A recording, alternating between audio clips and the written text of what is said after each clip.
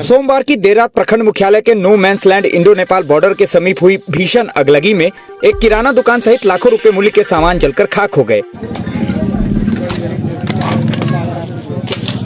स्थानीय सूत्रों से मिली जानकारी के मुताबिक पुजेगरी पोखरा के किनारे शिव चौक स्थित प्रोफेसर उमेश आर्य के मकान में किराए पर रहे नौमी शाह के किराना दुकान में देर रात लगभग 2:30 बजे अचानक आग लग गई। धीरे धीरे आग भयंकर रूप लेती गई। फिर आस पड़ोस में लोगों को जानकारी हुई तो सभी दौड़े और अफरा तफरी मच गई। ग्रामीणों के काफी प्रयास के बावजूद आग पर काबू नहीं पाया जा सका। इस बीच मामले की सूचना पर फायर ब्रिगेड की गाड़ी पहुंची, तब जाकर आग पर काबू तो पाया गया, लेकिन तब तक दुकान सहित उसमें रखी सारी सामग्री जलकर खाक हो गए। की नाम है आगे? नौमी शाह। केना भेल घटना आगे कखन जानकारी भेटल? 3 साढ़े 3 बजे सवेर में कौन कारण से लगले आगे के बाद नहीं जानकारी भेला? जानकारी दुकान में हमको संकट हो रहा है, कोई लगा दिया है। इस करके हम अगरबत्ती भी नहीं जलाते हैं कभी, जलेबो कभी दिया कभी जलाता है तो मतलब 3 बजे रात में नहीं ना 2 बजे रात में नहीं ना, मतलब जलता रहेगा। आधा घंटे 1 घंटे 2 घंटे के बाद समाप्त हो जाएगी। अच्छा, आपको सूचना कब मिली है? 3 साढ़े 3 बजे के लमसम सुबह में। तब तक तो सब जल के राख हो गया होगा। कारण नहीं पता चला अभी तक कि किस कारण से लगा। आप शंका जाहिर कर रहे हैं कि कोई लगा दिया दुर्भावना से। इसके बारे में सूचना दिए हैं स्थानीय थानों को या अंचलाधिकारी को? किसी को नहीं दिया, अभी नहीं दिए हैं। दुकान में लगभग कितने का सामग्री होगा, कितने का माल होगा? 25-30 लाख। 25-30 लाख का। इस अगलगी में पीड़ित नौमी शाह के दुकान के एस्बेस्टस के छत पर फर्नीचर गल्ला सहित लगभग 25 लाख रुपए मूल्य की सामग्री पूरी तरह जलकर नष्ट हो गई। वहीं आग की लपटें बढ़कर बगल के घर के ऊपरी तल्ले में स्थित मनोज शाह के इलेक्ट्रिक दुकान के गोदाम में पहुंच गई, जहां रखे लगभग 1 लाख रुपए मूल्य के गीजर, झालर व अन्य इलेक्ट्रिक सामग्रियां भी जलकर बर्बाद हो गयी। घटना में आपकी भी सामग्रियां जल गई हैं? जी सर, हमारा भी उनके जस्ट दुकान के ऊपर में जो है ना, सो छोटा सा गोदाम था हमारा। उस गोदाम में भी थोड़ा हल्का फुल्का आग लगने से जो है ना। लगभग कितने का नुकसान हुआ होगा आपका? लगभग अनुमान तो नहीं लगा सकते हैं, लेकिन अब क्या बताएं, सामग्रियां जल गई हैं। लेकिन 70-80 हज़ार अनुमान तो लगा करके रखे हुए हैं। इधर घटना की सूचना पाकर स्थानीय मुखिया राजेश कुमार, पूर्व मुखिया प्रतिनिधि नीलांबर मिश्र, सरपंच बलराम झा, शिव कुमार शाह, राजेश शाह, समाजसेवी गणेश शाह सहित अन्य लोग पीड़ित परिवार से जाकर मिले। इन लोगों ने स्थानीय प्रशासनिक पदाधिकारियों को घटना की सूचना देकर पीड़ित दुकानदार के लिए उचित मुआवजे की मांग की है। कब जानकारी हुई है घटना के बारे में? घटना के बारे में हमें सुबह जानकारी हुई, जब सो के उठे ना तब जानकारी हुई है। इसे घटना 2:30 बजे करीब में आग लगा और काफ़ी मकसद के बाद इसको बुताया गया। फायर ब्रिगेड पहुंची थी? हाँ, फायर ब्रिगेड पहुंची थी। हम तो आग्रह करेंगे बड़े बड़े पदाधिकारी से कि मधवापुर में एक फायर ब्रिगेड की गाड़ी दे। और व्यावसायिक रूप से काफ़ी महत्वपूर्ण जगह है, तो ऐसे में फायर ब्रिगेड की यहाँ जो है आवश्यकता हमेशा लगी रहती है। और कई बार देर से पहुंचने के कारण भी जो क्षति होती है उसको रोका नहीं जा सकता है। क्या लगता है इस तरह की घटना को रोकने के लिए?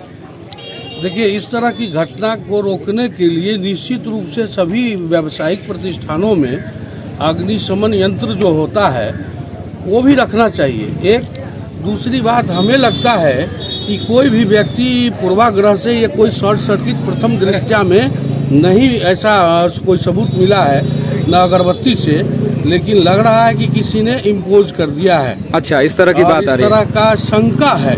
हाँ, जो दुर्भावना से ग्रसित होकर के है क्या कि हम चाहेंगे कि जो प्रतिष्ठान के मालिक है इस पर FIR भी अज्ञात रूप से दर्ज होना चाहिए, और अग्नि से जो नुकसान हुआ है उसको भी आपदा प्रबंधन की ओर से इसको मुआवजा भी मिलना चाहिए। गरीब आदमी है, कई बेटियां हैं इसकी, और ये कर्ज लेकर के व्यापार करता है। निश्चित रूप से मधवापुर में जितने भी व्यवसायी हैं वो कर्ज ले करके और तब व्यवसाय करता है। और आज की ऐसी स्थिति है कि व्यापार भी मंदा चल रहा है, और इस परिस्थिति में उस पर तो माने दुखों का पहाड़ टूट गया है। ये हमारे साथ प्रोफेसर उमेश आर्य हैं, RNJ इंटर कॉलेज के प्राचार्य।